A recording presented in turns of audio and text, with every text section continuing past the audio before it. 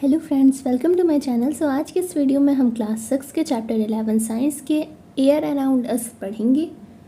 हमने चैप्टर 6 में ये सीखा है कि सभी जीवों को वायु की आवश्यकता होती है, लेकिन क्या आपने कभी हवा को देखा है? आपने कभी नहीं देखा होगा, लेकिन निश्चय ही हवा की उपस्थिति कई तरीक़ों से अनुभव की होगी। इसे आप तब अनुभव करते हैं जब पेड़ों की पत्तियां खड़खड़ाती हैं, या कपड़े सुखाने वाले तार पर लटके कपड़े धीरे धीरे हिलते हैं। पंखे के चालू होने पर खुली पुस्तक के पेज आवाज़ करने लगते हैं। हवा के बहने के कारण ही आपकी पतंग का उड़ना संभव होता है। क्या आपको चैप्टर 3 का एक्टिविटी 3 याद है, जिसमें आपने रेत और बुरादे को निष्पावन द्वारा अलग किया था? निष्पावन की क्रिया बहती वायु में अधिक प्रभावी होती है। आपने ध्यान दिया होगा कि तूफानों के समय वायु बहुत तेज गति से चलती है। कभी कभी तो ये पेड़ों को भी उखाड़ देती है और छतों के ऊपरी हिस्सों को भी उड़ा ले जाती है। क्या आप कभी फिरकी से खेले हैं? एक्टिविटी 1। आइए इस फिगर में दिए गए जो फिगर हैं उसके अनुसार हम अपनी एक फिरकी बनाते हैं। फिरकी की डंडी को पकड़िए और उसे एक खुले क्षेत्र में अलग अलग दिशाओं में रखिए। इसे थोड़ा आगे पीछे कीजिए। देखिए क्या होता है। क्या फिरकी घूमती है? फिरकी को कौन घुमाता है? क्या इसे वायु नहीं घुमा रही है? क्या अपने वात सूचक को घूमते हुए देखा है? ये उस दिशा में रुक जाता है जिसमें कि उस स्थान पर वायु चल रही होती है। Is air present everywhere around us? क्या वायु हमारे चारों ओर हर जगह उपस्थित है? अपनी मुट्ठी बंद करें। इसके अंदर क्या है? कुछ नहीं। इसका पता लगाने के लिए हम और भी एक्टिविटी करेंगे। एक्टिविटी 2। कांच की एक खुली हुई खाली बोतल लीजिए। क्या ये वास्तव में बिल्कुल खाली है या इसके अंदर कुछ है? अब इसे उल्टा कीजिए। क्या अब इसके अंदर कुछ है? अब बोतल के खुले हुए मुख को पानी से भरी हुई बाल्टी में जिस तरह फिगर में दिखाया गया है उसके अनुसार डुबाइए। बोतल को ध्यान से देखिए। क्या पानी के बोतल के अंदर प्रवेश करता है? अब बोतल को थोड़ा सा तिरछा कीजिए। क्या अब पानी बोतल में प्रवेश करता है?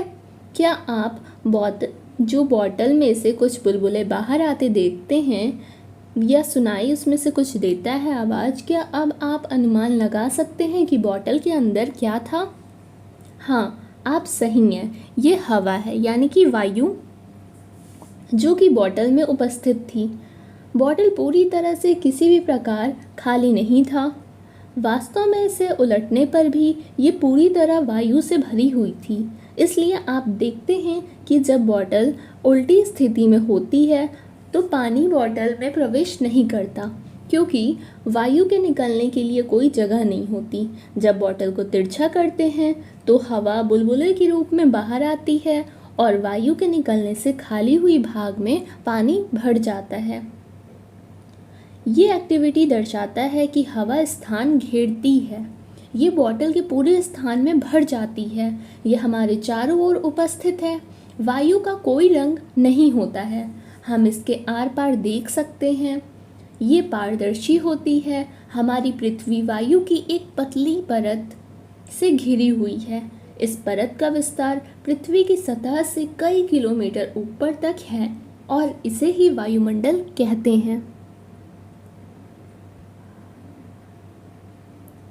जैसे जैसे हम वायुमंडल में पृथ्वी के तल से ऊपर की ओर जाते हैं वायु विरल हो जाती है। क्या अब आप विचार कर सकते हैं कि पर्वतरोही ऊंचे पर्वतों पर चढ़ते समय ऑक्सीजन का सिलेंडर अपने साथ क्यों ले जाते हैं? What is air made up of? वायु किससे बनी है? 18th सेंचुरी तक लोग सोचते थे कि वायु केवल एक ही पदार्थ है। प्रयोगों से यह सिद्ध हो गया कि वास्तव में ऐसा नहीं है। वायु अनेक गैसों का एक मिश्रण है। ये मिश्रण किस प्रकार का है? आइए एक एक करके इस मिश्रण के मुख्य अवयवों के बारे में पता लगाते हैं। वाटर वेपर यानी कि जल वाष्प। हमने पहले पढ़ा है कि वायु में जल वाष्प विद्यमान होती है। हमने ये भी सीखा है कि जब वायु किसी ठंडे पृष्ठ के संपर्क में आती है तो इसमें उपस्थित जल वाष्प ठंडी होकर संघनित हो जाती है और जल की बूंदें ठंडे पृष्ठ पर दिखाई देती है। प्रकृति में जल चक्र के लिए वायु में जल वाष्प का उपस्थित होना अनिवार्य है। ऑक्सीजन। एक्टिविटी 3। अपने टीचर की उपस्थिति में एक समान लंबाई की 2 मोमबत्तियां मेज पर लगाइए और उन्हें जला दीजिए। इनमें से एक मोमबत्ती पर कांच का एक गिलास उल्टा करके रख दीजिए। दोनों मोमबत्तियों को ध्यान से देखिए। क्या दोनों मोमबत्तियां लगातार जलती रहती हैं या बुझ जाती हैं? आप देखेंगे कि जो मोमबत्ती गिलास से ढकी थी वे कुछ देर बाद बुझ जाती है, जबकि दूसरी मोमबत्ती जलती रहती है। इसका क्या कारण हो सकता है? सोचिए। ऐसा प्रतीत होता है कि गिलास से ढकी मोमबत्ती इसलिए बुझ जाती है क्योंकि वायु का वे घटक जो मोमबत्ती के जलने में सहायक है वो सीमित है और मोमबत्ती जलने से कुछ देर बाद समाप्त हो जाता है, जबकि दूसरी मोमबत्ती को लगातार वायु मिलती रहती है। वायु का वे घटक जो जलने में सहायक है वो ऑक्सीजन कहलाता है। नाइट्रोजन। मोमबत्ती के बुझने के बाद भी क्या आपने ये देखा कि वायु का एक बड़ा भाग अब भी गिलास में शेष रह जाता है?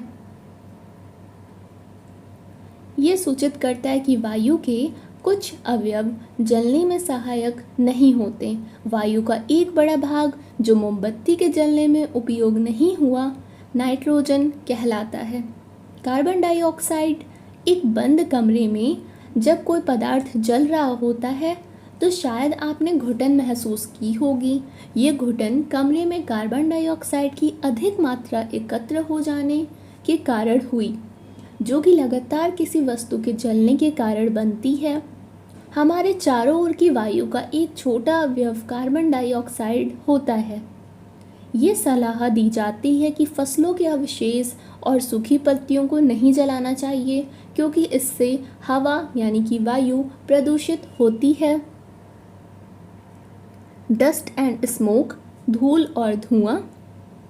ईंधन और पदार्थों के जलने से धुआं भी उत्पन्न होता है। धुएं में कुछ गैसें और सूक्ष्म धूल कण होते हैं जो हमेशा हानिकारक होते हैं। इस कारण आप कारखानों में लंबी चिमनियां देखते हैं। ये चिमनियां हानिकारक धुएं और गैसों को हमारी नाक से तो दूर ले जाती है, लेकिन आकाश में उड़ते हुए पक्षियों के बिल्कुल नज़दीक ले जाती है। वायु में धूल के कण सदैव उपस्थित रहते हैं। एक्टिविटी 4। अपने स्कूल या घर में धूप वाला एक कमरा खोजिए। सारे दरवाजे और खिड़कियां बंद कर दीजिए और पर्दे ये सब डालकर कमरे में पूरा अंधेरा कर दीजिए। जिस दिशा से सूर्य का प्रकाश आ रहा है उस ओर के दरवाजे या खिड़की को बिल्कुल थोड़ा सा खोलें, जिससे सूर्य का प्रकाश एक थोड़ी सी कमरे के अंदर आ सके। अंदर आती हुई सूर्य की किरणों को सावधानीपूर्वक देखिए। क्या आप ये देखते हैं कि सूर्य की किरणों में कुछ छोटे छोटे चमकीले कण तेजी से घूम रहे हैं? ये कण क्या है? अत्यधिक सर्दियों में आपने पेड़ की पत्तियों से छनकर आते हुए सूर्य के प्रकाश किरण पुंज को देखा होगा, जिसमें धूल कण नृत्य करते प्रतीत होते हैं। ये दर्शाता है कि वायु में धूल के कण भी उपस्थित होते हैं। वायु में धूल के कण समय और स्थान के साथ बदलते रहते हैं। जब हम नाक से श्वास लेते हैं तो हम वायु अंदर लेते हैं। धूल के कणों को श्वसन तंत्र में जाने से रोकने के लिए हमारी नाक में छोटे छोटे बाल और श्लेष्मा उपस्थित होते हैं। क्या आप उस पल को याद कर सकते हैं जब आपके अभिभावकों ने आपको मुंह से सांस लेने के कारण डांटा हो? अगर आप मुंह से सांस लेंगे तो हानिकारक धूल के कण आपके शरीर में प्रवेश कर जाएंगे। इससे हम ये निष्कर्ष निकालते हैं कि वायु में कुछ गैसें, जल वाष्प और धूल के कण विद्यमान होते हैं। वायु में हमेशा नाइट्रोजन, ऑक्सीजन, थोड़ी मात्रा में कार्बन डाइऑक्साइड और इससे भी कम मात्रा में अन्य गैसों का मिश्रण होता है। तथापि वायु की संरचना में स्थानीय भिन्नता हो सकती है। हम देखते हैं कि वायु में नाइट्रोजन और ऑक्सीजन की मात्रा अधिक होती है।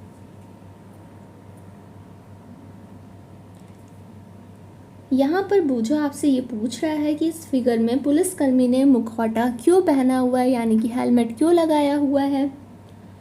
और पहेली जानना चाहती है कि अगर पारदर्शी शीशे की खिड़कियों को नियमित रूप से साफ ना किया जाए तो वो धुंधली क्यों हो जाती है। बूझो जानना चाहता है कि आग लगने की घटना के समय जलती हुई वस्तु के ऊपर कंबल लपेटने की सलाह क्यों दी जाती है। वास्तव में नाइट्रोजन और ऑक्सीजन ये दोनों गैसें मिलकर वायु का 99% भाग बनाती हैं। शेष 1% में कार्बन डाइऑक्साइड और कुछ अन्य गैसें एवं जल वाष्प होती है। पानी और मिट्टी में रहने वाले जीवों और पौधों को ऑक्सीजन कैसे मिल पाता है। एक्टिविटी 5, किसी धातु या कांच के बर्तन में थोड़ा पानी लीजिए, इसको धीरे धीरे गर्म करिए। पानी के उबलने से पहले सावधानीपूर्वक उस बर्तन के अंदर की सतह को देखिए। क्या आप छोटे छोटे बुलबुले इससे चिपके हुए देखते हैं? ये बुलबुले पानी में घुली हुई वायु के कारण बनते हैं। जब आप पानी गर्म करते हैं तो घुली हुई वायु बुलबुले के रूप में बाहर आती है। आप पानी को यदि और गर्म करते हैं तो पानी वाष्प में परिवर्तित हो जाता है और फिर उबलने लगता है। हमने चैप्टर 5 और 6 में पढ़ा है कि जो जीव पानी में रहते हैं वे श्वसन के लिए पानी में घुली हुई ऑक्सीजन का उपयोग करते हैं। जो जीव गहरी मिट्टी के अंदर रहते हैं उन्हें भी सांस लेने के लिए ऑक्सीजन की आवश्यकता होती है। क्या ऐसा नहीं है? वे सभी श्वसन क्रिया के लिए आवश्यक वायु कहाँ से प्राप्त करते हैं? अब पहेली जानना चाहती है कि क्या ये छोटे छोटे वायु के बुलबुले तब भी दिखाई देंगे जब हम वायु रोधी बोतल में रखे ठंडे किए हुए उबले हुए पानी को फिर गर्म करके इस एक्टिविटी को करते हैं। अगर आप इसका उत्तर नहीं जानते तो ऐसा कीजिए और देखिए।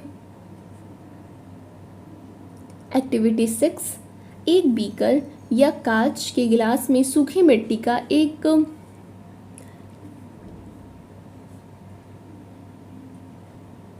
ड्राई सोल लीजिए, इसमें पानी डालिए और अवलोकन कीजिए कि क्या होता है। क्या आप मिट्टी से बुलबुले निकलते हुए देखते हैं?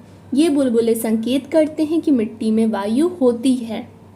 जब मिट्टी के जो सॉइल के जो छोटे से टुकड़े थे उस पर पानी डाला जाता है तो उसमें विद्यमान वायु विस्थापित हो जाती है जो बुलबुलों के रूप में दिखाई देती है।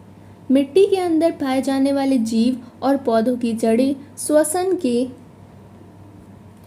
लिए इसी वायु का उपयोग करते हैं। मिट्टी के जीव गहरी मिट्टी में बहुत सी मांद और छिद्र बना लेते हैं। इन छिद्रों के द्वारा वायु को अंदर और बाहर जाने के लिए जगह उपलब्ध हो जाती है। लेकिन जब भारी वर्षा हो जाती है तो इन छिद्रों को वायु की जगह पानी भर जाता है।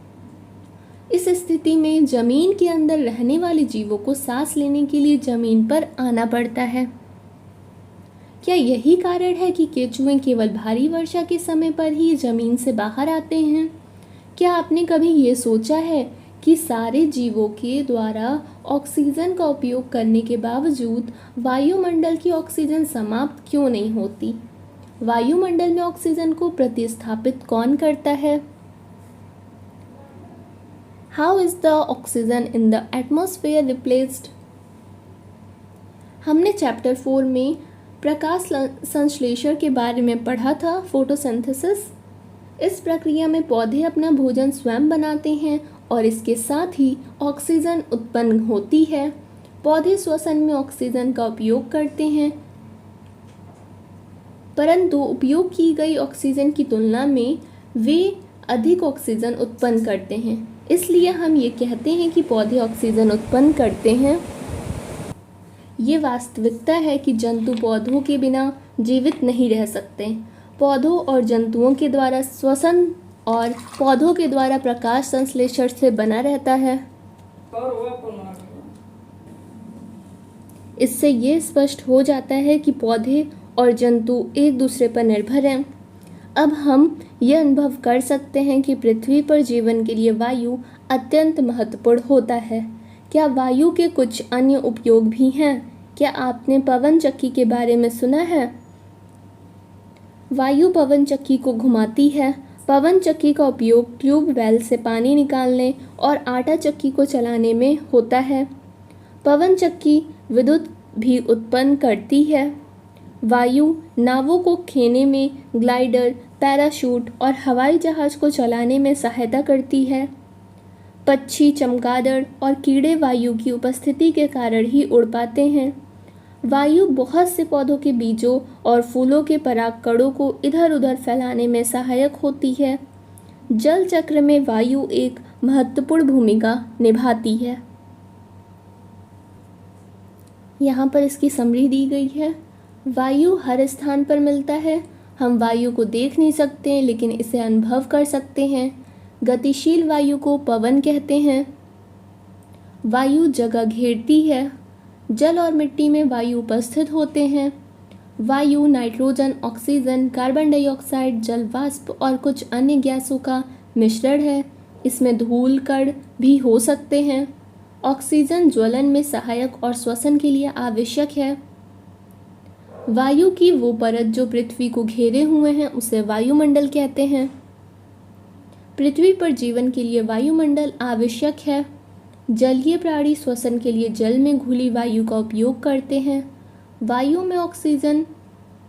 से ऑक्सीजन और कार्बन डाइऑक्साइड के आदान प्रदान के लिए पौधे और जंतु एक दूसरे पर निर्भर होते हैं।